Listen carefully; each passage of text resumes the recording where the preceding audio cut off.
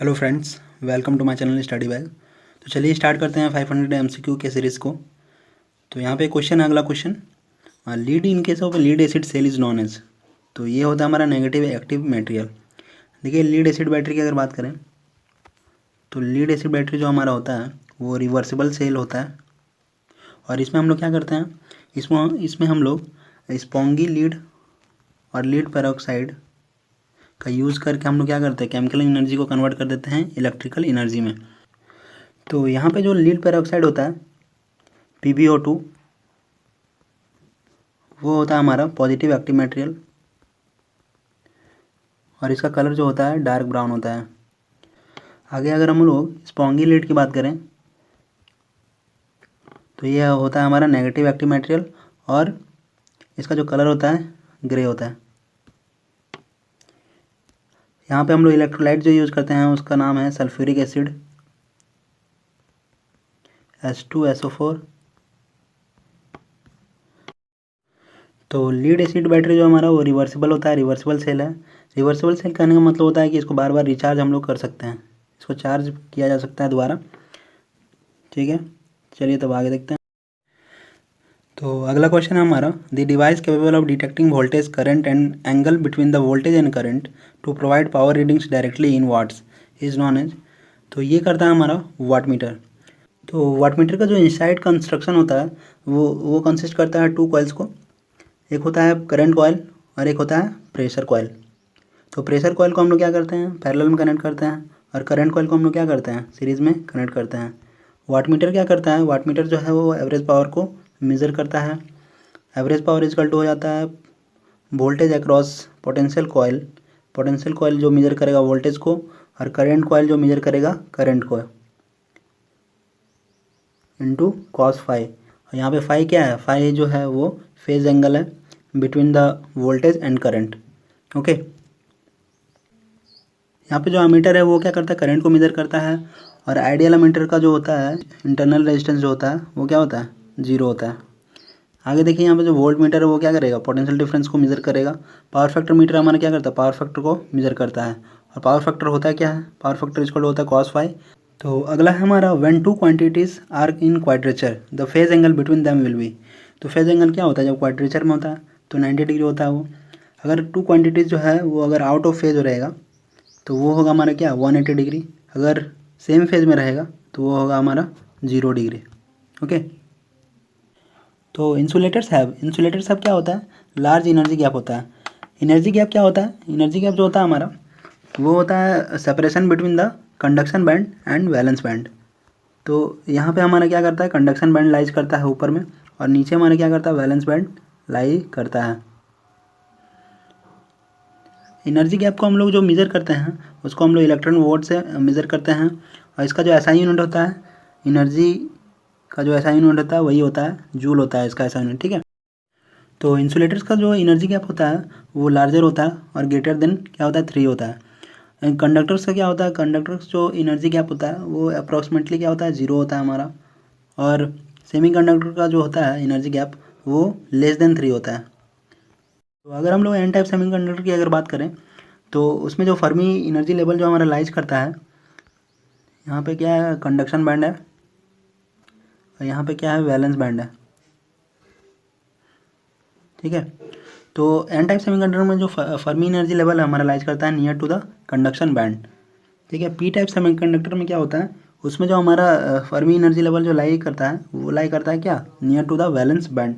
और हमारा जो इंट्रिंसिक सेमीकंडक्टर है उसमें उसका अगर हम लोग फर्मी एनर्जी लेवल का बात करेंगे तो वो लाइज करता है क्या, between the conduction band and valence band.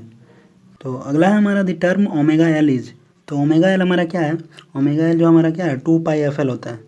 तो ओमेगा इजकल टू यहाँ पे वैल्यू हम लोग जानते हैं 2πf होता है। ठीक है, यहाँ पे इंडक्टिव रिएक्टेंस की अगर बात करेंगे तो एक्सएल इजकल टू क्या होता है, 2πfl होता है। यहाँ पे क्वेश्चन ये भी आता है कि इंडक्टिव रिएक्टेंस जो हमारा वो डायरेक्टली प्रोपोर्शनल है फ्रीक्वेंसी का कि इन्वर्सली प्रोपोर्शनल। तो यहाँ पे देख सकते हैं आप डायरेक्टली प्रोपोर्शनल है। यही अगर हम लोग को कैपेसिटिव रिएक्टेंस के बारे में बोलता तो एक्स इजकल टू क्या होता है, 1/2πfc होता है। तो ये क्या होता है, फ्रीक्वेंसी जो हमारा इन्वर्सली प्रोपोर्शनल होता है कैपेसिटिव रिएक्टेंस के। तो चलिए अब आगे देखते हैं, what happens when the ferromagnetic materials is heated above the Curie temperature.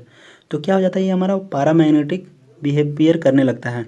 तो क्यूरी टेम्परेचर होता क्या है कि एक ऐसा टेम्परेचर है, ऐसा लिमिटिंग टेम्परेचर है, इससे ज़्यादा अगर हम लोग हीट करेंगे, टेम्परेचर देंगे फेरोमैग्नेटिक मटेरियल्स को, तो वो क्या हो जाएगा, अपना मैग्नेटिज्म को लूज कर देगा और बिकम्स क्या हो जाता है, पारामैग्नेटिक बन जाता है। देखिए पारामैग्नेटिक जो होता है इसका रिलेटिव परमिटिविटी जो होता है स्लाइटली ग्रेटर देन यूनिटी होता है। ठीक है, स्लाइटली ग्रेटर देन यूनिटी होता है। जैसे क्या बोलते हैं, अल्मोनियम हो गया, प्लेटिनम हो गया, ऑक्सीजन हो गया, ये सब क्या है, ये सब है हमारा पारामैग्नेटिक के मटेरियल्स के एग्जांपल। ओके, और पारामैग्नेटिक मटेरियल जो है वो हल्का सा मैग्नेटाइज्ड रहता है। और अगर हम लोग डायमैग्नेटिक मटेरियल की बात करें तो डायमैग्नेटिक मटेरियल का जो रिलेटिव परमिटिविटी होता है वो हमारा क्या होता है, स्लाइटली लेस देन यूनिटी होता है। ठीक है, और इसका जो एग्जांपल है, इसका एग्जांपल है बिस्मुथ, वाटर हो गया, हाइड्रोजन हो गया, ये सब क्या है, इसका एग्जांपल है। अगला है हमारा hard magnetic materials are used for. तो हार्ड मैग्नेटिक मटेरियल्स को हम लोग यूज़ करते हैं परमानेंट मैग्नेट बनाने के लिए। तो हार्ड मैग्नेटिक मटेरियल्स का जो हिस्टैरिसीस लूप होता है वो क्या होता है, बड़ा होता है, एरिया इसका क्या होता है, ज़्यादा होता है। तो हिस्टैरिसीस लूप किसे कहते हैं, तो हिस्टैरिसीस लूप जो है वो BH कर्व है। ठीक है, वो क्या है, BH कर्व है। यहाँ पे B जो है वो हमारा क्या है, B हमारा है फ्लक्स डेंसिटी।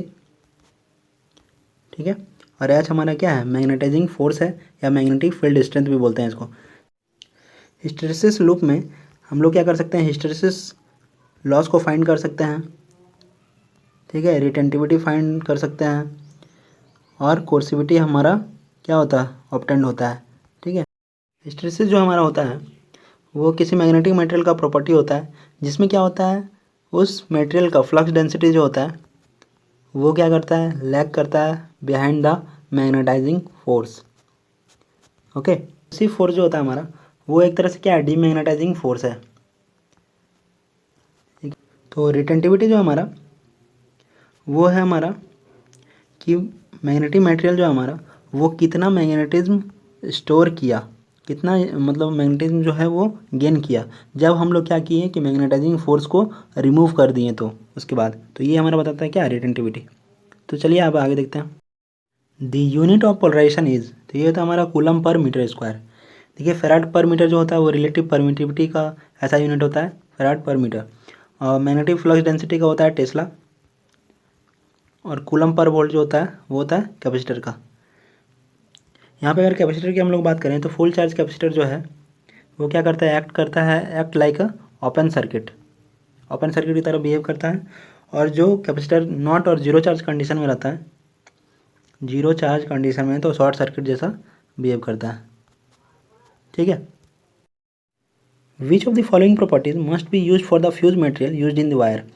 तो ये हम लोग को यूज करना चाहिए low melting point, low melting point होना चाहिए, हाई कंडक्टिविटी होना चाहिए, लो रेजिस्टिविटी होना चाहिए, लो कॉस्ट होना चाहिए, लो ओमिक लॉसेस होना चाहिए। तो ये सारा प्रॉपर्टीज जो है फ्यूज मटेरियल का होना चाहिए। During the discharge of lead acid battery the terminal voltage drops as there is drop in. तो ये होगा हमारा discharge rate. During discharging of lead acid battery क्या होता है कि both anode and cathode becomes PbSO4। क्या हो जाता है, PbSO4 बन जाता है। ठीक है, इसमें क्या होता है कि स्पेसिफिक ग्रेविटी जो होता है H2SO4 का, जो हमारा इलेक्ट्रोलाइट है उसका क्या होता है, डिक्रीज कर जाता है स्पेसिफिक ग्रेविटी। ठीक है, वोल्टेज तो डिक्रीज करता है जैसे यहाँ पे अभी क्वेश्चन में भी दिया हुआ। ठीक है, अब हम लोग चार्जिंग की बात करते हैं। तो चार्जिंग में क्या हो जाता है, during charging of lead acid battery, तो उस वक्त क्या हो जाता है कि वोल्टेज हमारा क्या करेगा, राइज कर जाएगा, एनर्जी जो है हमारा क्या करेगा, एब्जॉर्ब करेगा सेल। ठीक है, और स्पेसिफिक ग्रेविटी जो है ऑफ इलेक्ट्रोलाइट H2SO4 वो क्या हो जाएगा, हमारा इंक्रीज कर जाएगा। ठीक है, और anode becomes chocolate brown PbO2 and cathode becomes grey metallic lead Pb। ठीक है, तो फ्रेंड्स आज के लिए इतना ही रखते हैं, अब अगले वीडियो में। Thank you.